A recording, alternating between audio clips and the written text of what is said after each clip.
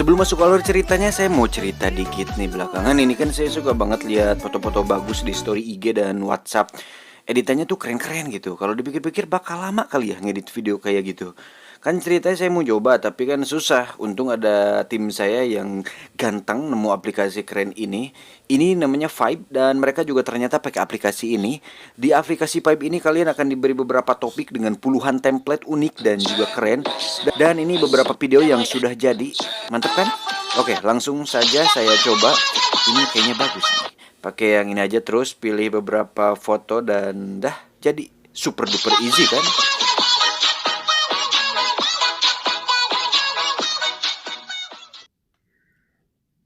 Terus bisa langsung kalian share di sosial media yang kalian suka. Dan gampang sekali loh ini. Untuk downloadnya bisa kalian download di Play Store atau klik link di deskripsi di bawah ya. Oke, jangan lupa kasih bintang 5 dan beri ulasan positif agar vibe musik video semakin sempurna ke depannya.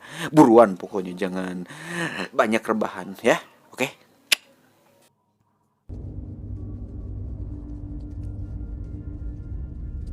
Cerita berawal di sebuah hutan gersang ketika seseorang sedang memanah seekor kucing liar yang hendak menyantap sebujur bangkai manusia di sana.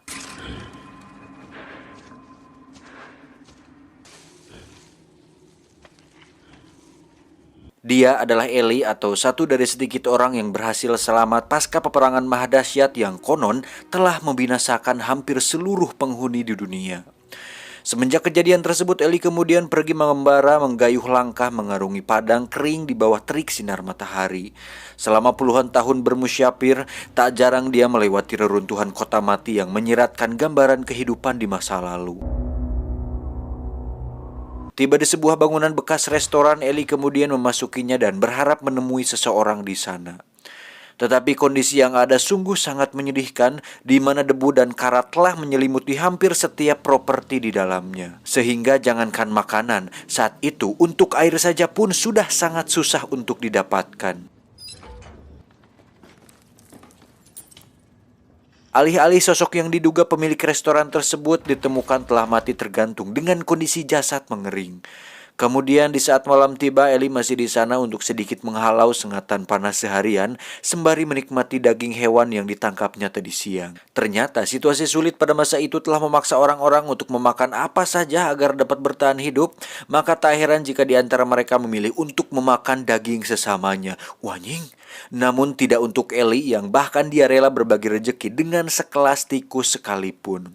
Karena ajaran dari buku yang dibacanya selama ini benar-benar telah membuat keyakinan Eli semakin kokoh dalam menghadapi situasi sesulit apapun itu.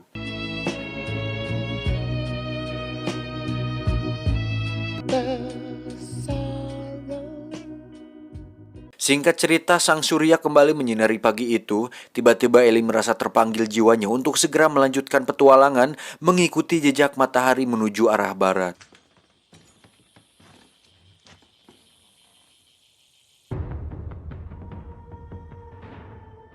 Hingga di suatu tempat Eli menemukan seorang perempuan yang terdampar karena roda trolinya rusak dan kemudian meminta Eli memperbaikinya. Namun tiba-tiba insting Eli berkata lain ketika dia mencium aroma 7 mulut. Kok 7 mulut? Pertanda keberadaan para perompak di sana. Dan benar saja, beberapa sosok dekil muncul dari balik reruntuhan dan mulai mengancam keselamatan Eli. Mereka adalah perampok sadis yang gagal tenar, sementara perempuan tadi adalah umpan yang sengaja mereka pasang untuk mengelabui setiap mangsanya.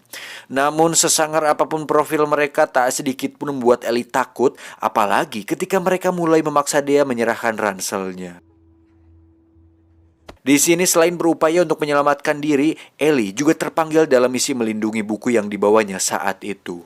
Hingga saat si perampok tadi mencoba menyentuh Eli, seketika itu pun Eli menebas pergelangan tangannya sampai buntung. Pemandangan tersebut sempat membuat perampok lain takjub sebelum akhirnya mereka pun terbakar amarah dan bersiap untuk menyerang. Maka sebuah pertarungan mengerikan pecah di saat itu juga.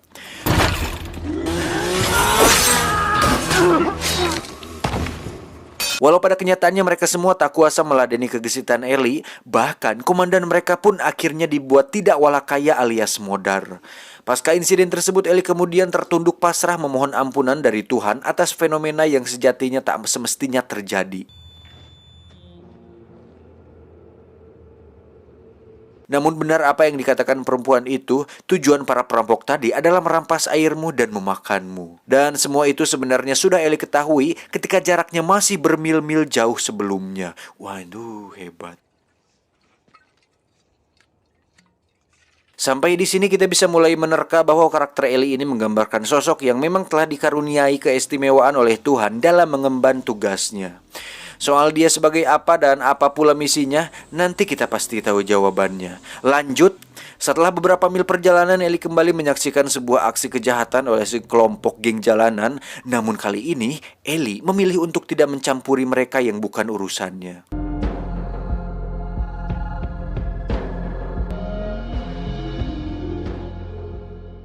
Tak lama setelah itu dia pun tiba di sebuah kota kecil yang mana tingkat keamanan penduduk di sana sangat minim, bahkan tak ada jaminan sama sekali, sehingga seorang bengkel elektro pun langsung menyambut Ellie dengan laras senapan karena rasa ketakutan. Padahal kedatangannya saat itu hanya untuk mengecek aki saja. Baru setelah itu komunikasi mereka berlangsung tenang, sementara Ellie harus menunggu beberapa jam agar setrum aki tadi kembali terisi penuh. Tiba-tiba datanglah sekawanan geng tadi kemudian memarkir motor mereka persis di seberang toko bengkel itu.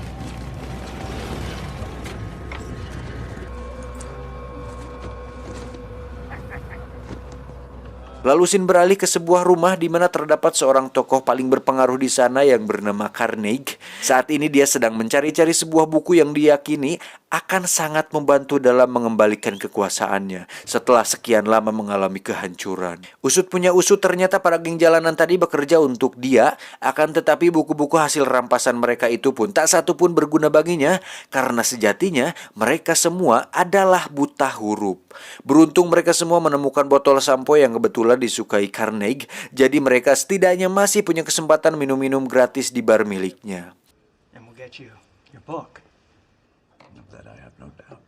But you can't even read. To look for one book. Sementara Ellie pun mendatangi bar tersebut untuk mengisi botol minumannya, kemudian bartender menyuruh Solora untuk dibantu mengisikannya. Gadis cantik ini adalah putri dari seorang ibu yang bernama Claudia, di mana Claudia saat ini dijadikan semacam budak oleh Carnegie. Namun tiba-tiba Ellie mendapat kecaman pedas dari kepala geng di bar tadi karena tak terima kucingnya disingkirkan. Dengan terpaksa Ellie mendagorkan babangusnya ke meja hingga jatuh tak bernyawa. You are going to be held to account for the things you've done. Do you know that? Lalu ketika Ellie beranjak keluar dari sana, ternyata anggota geng lainnya sudah bersiap menyerangnya. Maka mau tidak mau, Ellie harus membantai satu persatu dari mereka hingga Solora datang menghentikannya.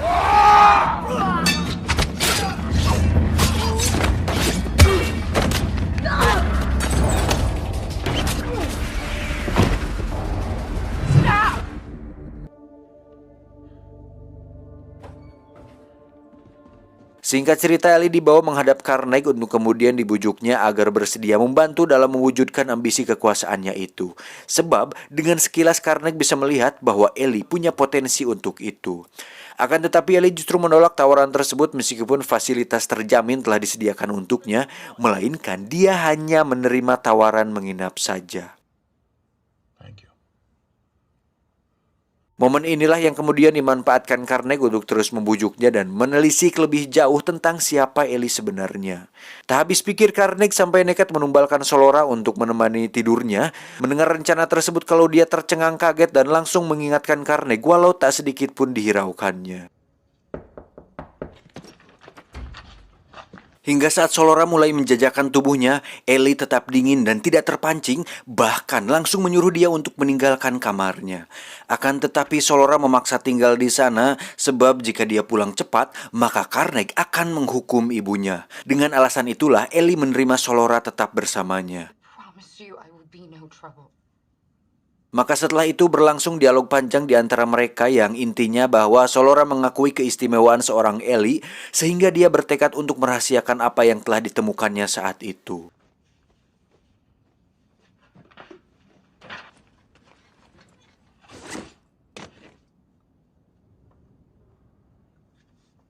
Saat pagi tiba, Solora langsung ditanyai oleh Carnaik tentang apa yang dihasilkannya semalam, dan dia benar-benar menutupi hal itu darinya. Namun ketika mempraktikkan sebuah ajaran Ellie kepada ibunya, spontan Carnaik terperangah, kemudian mendesak Solora untuk mengakui yang sebenarnya. Melihat ibunya disakiti, terpaksa dia pun menyebutkan tentang keberadaan buku tersebut. Saat itu juga Carnaik bersama bodyguardnya yang bernama Redridge langsung memeriksa kamar Ellie yang ternyata dia sudah tidak ada lagi di sana. Alih-alih pergi, ternyata Ellie sudah berada di toko bengkel yang didatanginya kemarin untuk kemudian pergi setelah mengambil akinya. Tak diduga Carnaik bersama antek-anteknya sudah siap untuk menghadang langkahnya, sementara hanya satu yang diinginkan oleh Carnaik saat itu, yakni bukunya. Sejauh keyakinannya bahwa hanya dengan buku tersebut dia akan mampu membangun kembali peradaban dunia, hingga nantinya seluruh umat manusia akan tunduk kepadanya. Namun dengan tegas Ellie menolak keinginan Carnaik dengan alasan bahwa hingga saat ini belum ditemukan orang yang layak mendapatkan buku tersebut, termasuk Carnaik sendiri. To find a place where this book belonged, where it was needed. Merasa dirinya diremehkan, kemudian Carnaik memerintah Redridge untuk menembaknya dari belakang. Tapi anehnya, 2 kali tembakan Redridge seolah tak bereaksi sedikit pun dan mental dengan sendirinya. Wow! Yang ada justru Carnaik sendiri yang terkena lesahan peluru Ellie pas mengenai lututnya. Setelah menyaksikan keajaiban tersebut, Redridge pun akhirnya membiarkan Ellie pergi begitu saja, sedangkan Solora hanya memandanginya dari lawang panto.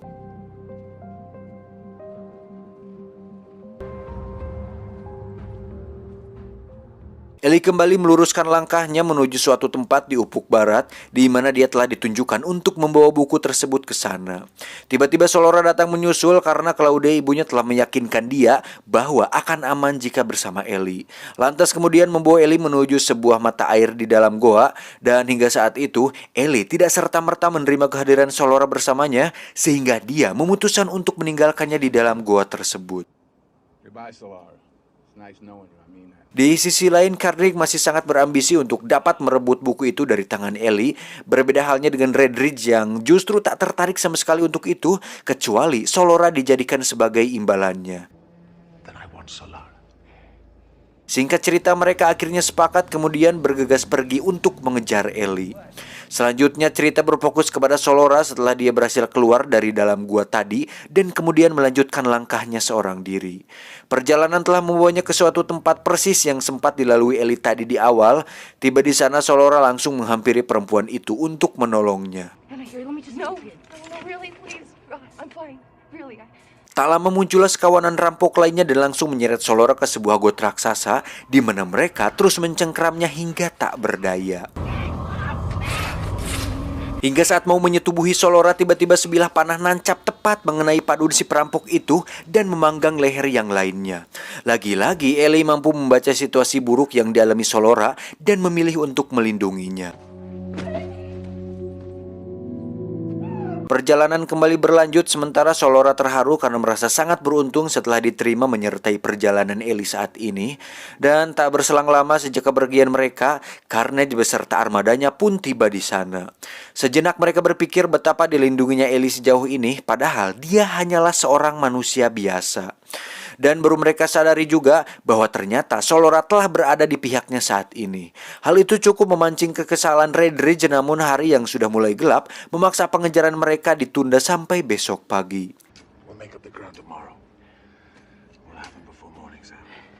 Singkat cerita, malam pun tiba, di mana Ellie mulai mengkisahkan perjalanannya bersama buku itu dan mengutip salah satu ayatnya di hadapan Solora. Saat itu Solora pun mulai meyakinkan bahwa Ellie adalah satu-satunya orang yang dipercaya Tuhan untuk menjaga ketuhanan salinan firman-Nya, di mana hanya buku itu yang tersisa setelah semuanya dimustahkan dari muka bumi. Dan selama ini Ellie senantiasa dituntun bahkan dilindungi Tuhan untuk membawanya ke barat, yakni tempat di mana buku tersebut akan aman berada di sana. Go to bed. We got an early start in the morning.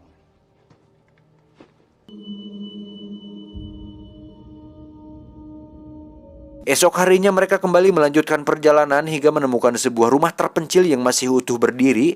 Dan di saat mencoba memasuki rumah tersebut, ternyata daun pintunya merupakan pemicu sebuah jebakan. Beruntung sang pemilik rumah yang baik hati mengajak mereka masuk untuk minum. Dan motor si Bagong Dan selang beberapa saat kemudian, si kakek menunjukkan beberapa kuburan manusia yang telah mencoba mengganggu keamanan rumahnya. Terbesit firasat tak baik tentang si pemilik rumah, Ellie lantas mengajak Solora segera pergi dari sana. Sebab selain pembunuh, mereka juga adalah pasangan manusia kanibal. Takut. Akan tetapi mereka tertahan di depan, di mana ketika melihat antrian pasukan Carnage yang pasti mendatangi rumah tersebut untuk mencarinya. Terpaksa mereka harus kembali masuk rumah untuk berlindung. Kemudian suara speaker toa terdengar ketika Carnage meminta Ellie menyerahkan Solora beserta bukunya. Maka dilemparlah sebuah bungkusan seperti buku ke hadapan mereka, yang padahal isinya adalah bom.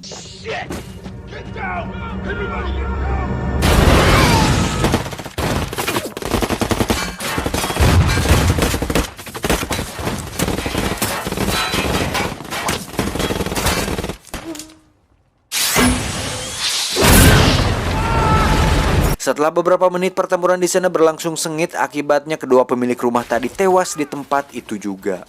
Singkat cerita, Ellie berhasil digelandang menghadap Carnage dan buku itu sudah berpindah ke tangannya.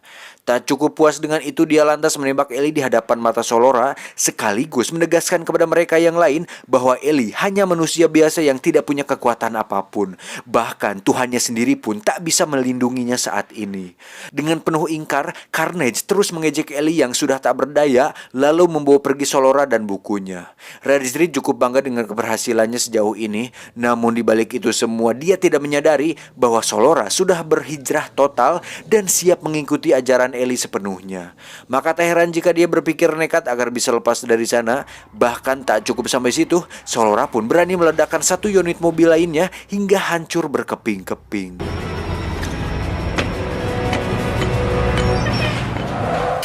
Sekijro.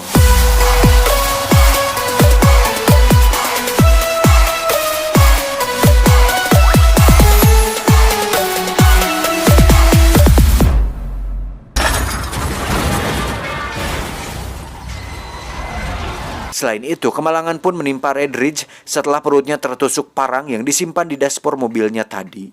Sedangkan Carnage yang mobilnya terkendala BBM hanya bisa menyaksikan Solora pergi begitu saja dan dia harus pulang sambil menelan kekecewaan. Di sisi lain, Solora sedang memacu mobilnya berharap dapat segera menolong Ellie di tempat tadi dia tergeletak. Akan tetapi sosoknya sudah tak ada di sana, melainkan dia ditemukan sudah berada jauh ke arah barat. Solora merasa sangat bersalah atas semua yang telah menimpa Ellie, apalagi soal buku yang telah direbut Carnage tadi. Namun Ellie seperti sudah mengikhlaskannya, karena di sisi lain dia juga sudah sangat hafal seluruh isi buku tersebut, jadi tak masalah sedikit pun baginya. Bahkan dia menganggap memang ini sudah saatnya di mana dia harus memberikan yang terbaik untuk orang lain sebagai wujud pengalamannya. Setelah menempuh perjalanan sangat jauh, tibalah mereka di suatu tempat di mana Ellie harus mengakhiri pengembaraannya sekaligus melabuhkan tugasnya di sana. Tepatnya di atas pulau kecil, seseorang menyambut Ellie dan Solora dengan baik. Kemudian mereka diperlihatkan banyak peninggalan sejarah dunia yang telah diamankan di sana, layaknya sebuah museum. Hingga saat Ellie menceritakan kisahnya tentang buku tersebut, spontan sang punya museum meresponnya. Bahkan dia berhasil mencatat semua isinya tanpa ada terkecuali. Bersama dengan itu, Carnage sengaja memanggil seorang teknisi untuk membuka kunci bukunya. Akan tetapi dia sangat terkejut setelah melihat isinya yang dia sendiri sama sekali tak mengerti dengan tulisannya. Alhasil dia harus meminta bantuan Claudia untuk membacanya. Sesaat Claudia terlihat senang ketika menyentuh tulisan tersebut, padahal dia sendiri adalah seorang tunanetra.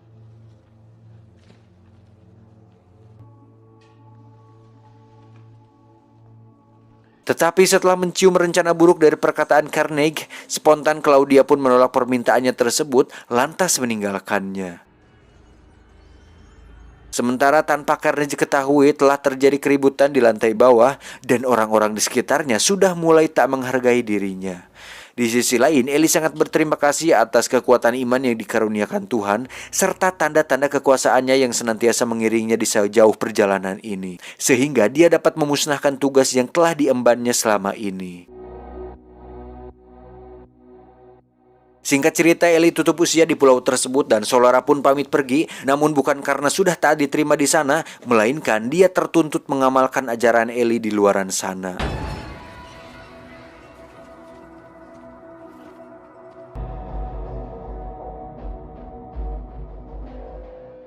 tamat, ending yang mengselorakkan. Tak ada kesimpulan yang penting di sini, kalaupun ada pasti kalian juga sudah bisa menyimpulkannya sendiri. Jadi ya, terima kasih, saya John, sampai jumpa di video selanjutnya. Adios. Jakun burung unta.